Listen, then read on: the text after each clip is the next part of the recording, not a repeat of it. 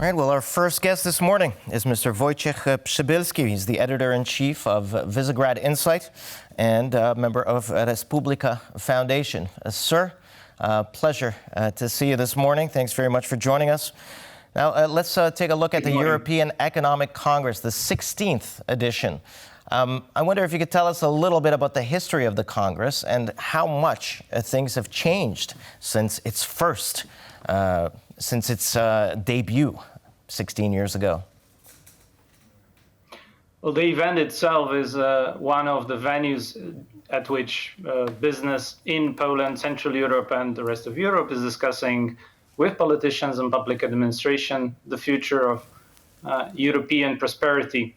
I'm not involved in any way in the European Economic Congress, so I will not dwell on its history. It's definitely significant and important for the organizers, but it's important to say that high-ranking members of the civic platform, including the former Prime Minister Jerzy Buzek, were among of its founders, and they've been sponsoring the event politically. And now we are having also the announcement that the current Prime Minister Donald Tusk and Commissioner President Ursula von der Leyen are going to deliver a speech, a joint statement on the plan for Europe during the event. Right, and speaking of Plan of Europe, let's stay here for a moment. Now, we do know that the specific details obviously have not been disclosed yet, but we can speculate, of course, on the areas of what Plan for Europe might address. So to your mind, what do you think will be the core of Plan for Europe address as it is? Well, clearly it is part of the messaging ahead of the European parliamentary elections. The most important elections, at least as it is branded in the public discourse already, in the European Union history, mostly because of the threat from Russia, also reports coming on the Russia subversion, including acts of aggression expected during this intense period of over a month, just over a month ahead of the elections, in order to polarize, radicalize, tilt the elections towards the radical forces, which would be to Russia's favor.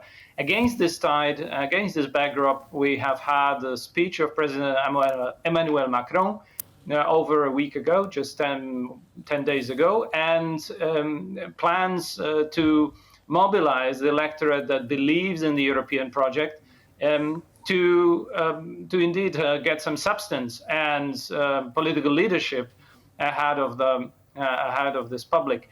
So I expect that both Donald Tusk and Ursula von der Leyen will make reference to the strategic agenda that is going to be adopted right after European parliamentary elections, that will guide European Commission and Common European Union action over the next 5 years. The draft of the agenda has been made in October last year during the so-called Grenada summit, and it has been greatly modified and improved after elections in Poland and Poland's new vibe in the European politics.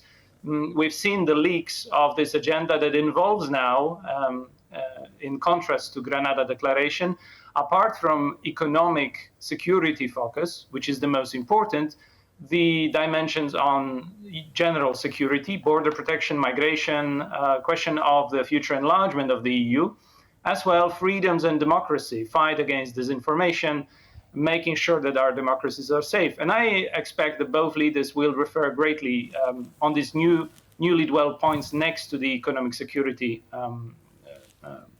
agenda. That's right. I believe there's a lot, but there's more and more politics entering the economic sphere as well, unfortunately. And so one of the topics I heard is one second. Yep, Europe's role in a polarized world. Now, to your mind, is the world polarizing? And what role could Europe play in a polarized world?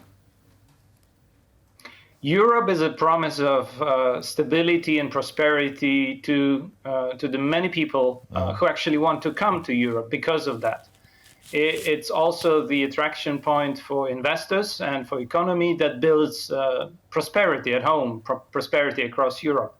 So a message from robust economies such as Poland, from within, from the heart of industrial Europe, Poland is an industrial state, is a message that fits clearly into this general message of the West that we need to bring production back and attract investment.